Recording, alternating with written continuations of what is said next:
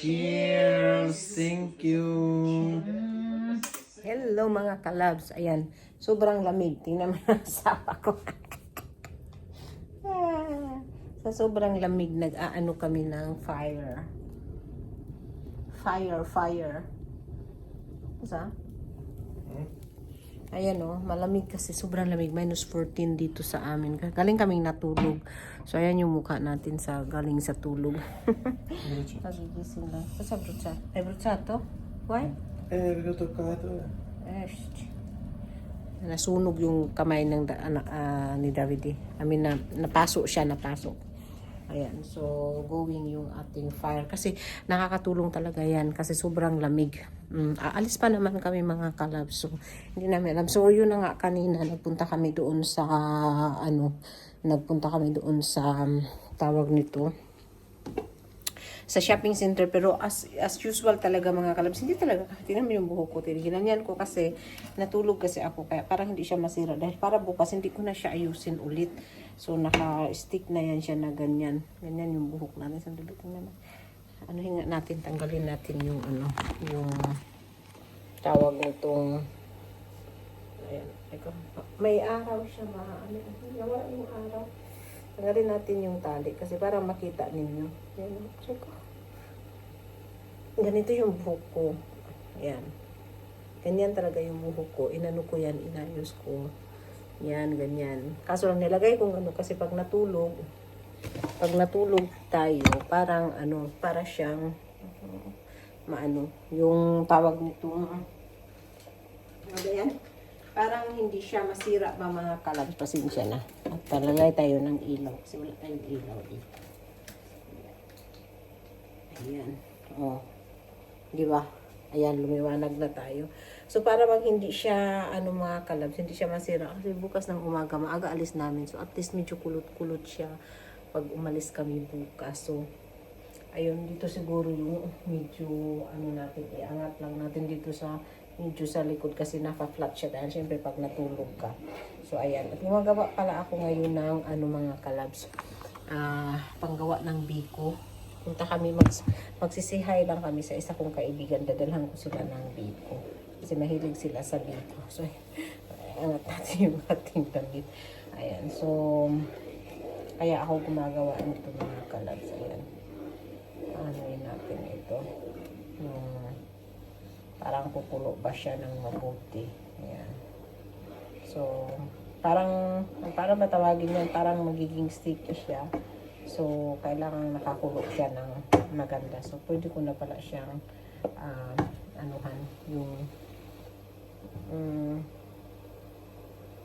pwede ko nagiitan yung apoy. Ang kulog mo. Ayan. Liitan natin yung apoy kasi kumukulo na talaga siya. So, ayun mga kalabs, nandoon kami. Tapos, ang ginawa na lang namin is kumain kami sa burger kasi hindi namin alam kung saan kami kakain. So, kumain kami sa burger. Ayan, tayo ng pang-dishwash. Mag-dishwash tayo kasi nga kailangan malinis yung natin bahay bago tayo alis bukas. Kasi isang linggo kami wala. So, ayan. So, nag-burger lang kami kanina. So, itapon natin itong gawa natin kahapon. Kasi nakalimutan hindi nalagay sa fridge. So, itatapon na lang kasi napanis na ba siya. Ayan. So, meron pala. Ito pa nga hiwa kong apple kahapon. Ang lambot niya siya. Hindi niya siya masarap. Ayan. Masarap yung gulay pero hindi apple. Kasi kalimutan nga ilagay sa fridge. Hindi na siya makain. So, kailangan na namin itapon. Ayun, sayang. So, ayun. Ako. Download ako ng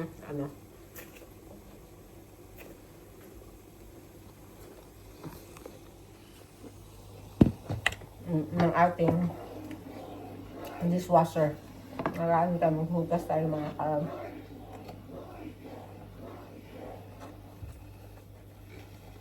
I-clip ko pala dito yung nasunog yung aking pizza. Nagluto kami ng pizza. Nakaupo kami dito sa kusina. Tapos na kami kumain kasi sabi ko may extra pang para sa gabi. So, iniwan ko sa oven. Sabi ko, iwanan ko muna sa oven kasi Sabi ko mamaya ko na kunin. Alam niyo ba anong nangyari mga kalabs? Nasunog. As in sunog. So ito, pakapita ko sa inyo. Sunog talaga siya. Gulat talaga kami. Nasunog siya talaga. Natakot kami. Kasi umusok siya tapos nag-ano yung alarm. So, sobrang takot namin anuhan kami. Sabi, may naamoy kami, dalawa. Pero, nag-uusap din kami. Tapos, nanonood ako ng movie. Yung asawa ko naman naglaro siya ng card. Tapos, habang naglalaro siya ng card sa phone, nag-uusap din kami. Ayun. Yun ang nangyari, mga kalabs. Nasunugan kami. Bihira lang kami masunugan ng pagkain. Totoo lang. Yan. So, grabe talaga ang ano namin. Ang gulat, ang takot at gulat namin talaga sa totoo lang. Nasunog na. Ganyan kami. Grabe. Takbuhan kami dalawa. Tapos, syempre, yung pagpatay ng alarm. Kailangan, mabilis kasi masakit sa tenga.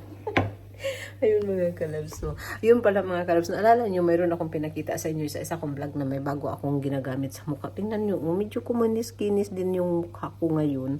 Yung parang, yung mukha ko, di ba? O, nakita nyo. Yung parang, meron talaga ako nitong parang, pangit naman talaga. Pero, medyo kumanis. At saka, siyempre, marami talaga ako yung itim-itim dahil nga sa paghahali din namin summer na nagbibilad kami ng init. Pero ngayon, medyo siya humamis-hamis naman siya ng kunti. Ayan. At saka pumula siya kasi nakaganyan siguro akong natulog or ano. Ayan. Diba? Ayan, tumawag yung biyanan ko. Sandali. So, ito na pala mga kalabs. Binalot ko na siya.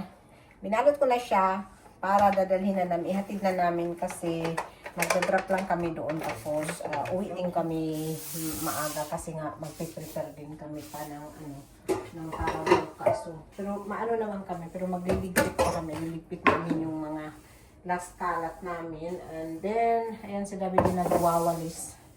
Nagwawalis siya. Inalis niya yung mga kunti-kunting mga ano pa. Kaya parang kasi gusto talaga namin na umalis na malinis yung aming bahay. So, yun ang ginagawa namin. So, maglilipit kami. Maglilipit namin yung aming mayroon pa pala to still have this to clean. I will clean later this. I will take off the oil to throw the oil.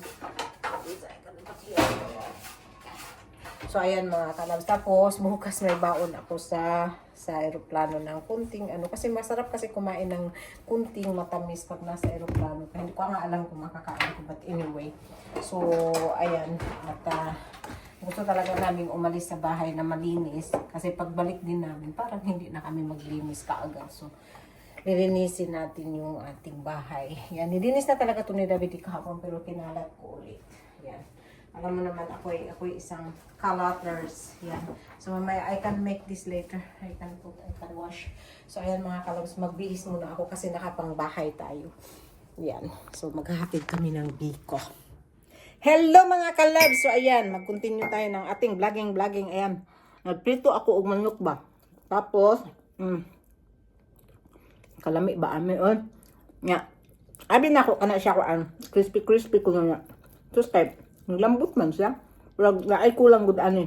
Ambot ug unsa. Kay ang ingredients maumanggi akong gihimo ba. Pero siguro napansin ko parang thick lang yung aking yung flour parang thick lang siya kasi man tayo ko wala siya yung crispy kaayo ba. Pero, ang lasa, importante, okay lang mga kalabs. So, kumusta kayo mga kalabs? Lourdes, kumusta? Cherry Soles, Melba Mendez, ayan si Lori D. Magalpok. Bumibisita sa akin. Maraming salamat sa inyong pagbisita sa aking channel. Ang sarap talaga ng pula na kanin, mapakain ka ng marami. Kasi ang puti kasi na kanin is sobrang nakaka-bloated ng tiyan ba. Kuha lang ako ng tea mga kalabs. Nakaka-bloated yung white rice. Kaya, ang gagawin natin is, kakain tayo ng red rice. Ayan po. Ayan. Ang sakit talaga ng... Kita niyo itong ilaw. Nandito namin nilagay. Kasi yung umalis kami, yan ang guardia namin. So, mayroon yan siyang automatic light.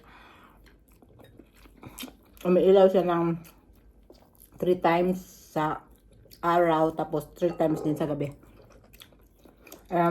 So, ay mga kalabs, ang sarap nga naman. Diba? So, i-continue nga pala natin. Yung, na, nagsabi-sabi lang daw ako, nung, yung bang yung mayroon akong, sabi ko may ebidensya. So, nalagay ko dito yung ebidensya. Ito yung, nag-message sa akin. Ito yung nag-message sa akin, na hinahanap yung, tinakbuhan yung utang. Ayan. Yan yung message niya. Kasi, bakit kaya narinig ako na gawa-gawa ko lang para sa views? Hindi naman yun. Ibig sabihin sa views. Hindi. Katotohanan ba? Ayan. So, ang sarap nga. Kain tayo. So, ayan yung sinabi ng tumatawag pa din sila sa akin ngayon dahil kailangan nila ng tulong para maano sila sa autoridad ba. Pero, sabi ko, kaya nila yan kasi kung saan silang country, pwede man silang pumunta ng Finland Embassy, tapos doon sila manghingi ng tulong, hindi ako. Kasi hindi man ako autoridad na manghuli ng taong tinakbuhan ang utang. Di ba? So, ayan, ito yung message ng ng tinakbuhan. Ay, nako. Ako mga kalabs, may utang ako sa bangko. Ay, totoo lang, may utang ako. Sino ba naman, yung mayaman lang walang utang. Hindi yung totoo yun. Kasi meron din mga mayaman na meron din mga utang. So never kong inisip yun na takbuhan or gagamit ka ng tao kung sinong gustong gamit ka ng telephone ng ibang tao para yun ang singilin ng utang. Ay nako, hindi ko yung gawain. Pero siyempre sana hindi na sila sasabi. Pero tumawag pa din sila sa akin. Hindi ko na sinagot kasi sabi ko justice naman pag sasagutin ko na hindi ko naman sila kaano-ano, tsaka wala naman akong utang sa kanila. Ayan. So ayun mga kalabs, ang ating na totoo yung sabi ko may tumatawag sa akin, may nag-message sa akin. So ito yung mga message. Hindi ko alam kung ma-clip ko lahat. I-clip ko. Para naman hindi kayo magsabi din na gumagawa-gawa ko ng istorya ba. Kasi magsabi kasi na gawa-gawa ko lang daw. Naku po, bakit ako magawa-gawa ng istorya ba? Yeah, yun. Maraming salamat. At ayan naubos na yung kanin ko. Hindi na ako magdagdag kahit gusto ko bang magdagdag po. Ayoko nang magdagdag kasi alam nyo ba kung bakit? Dahil nag-i-exercise na ako para lumiit yung tiyan ko. Dahil laki ng tiyan ko. Ito na lang kainin ko. Tapos, hindi na ako magdagdag ng kanin. Kahit tinatawag ako ng kaldero. Ayan, thank you.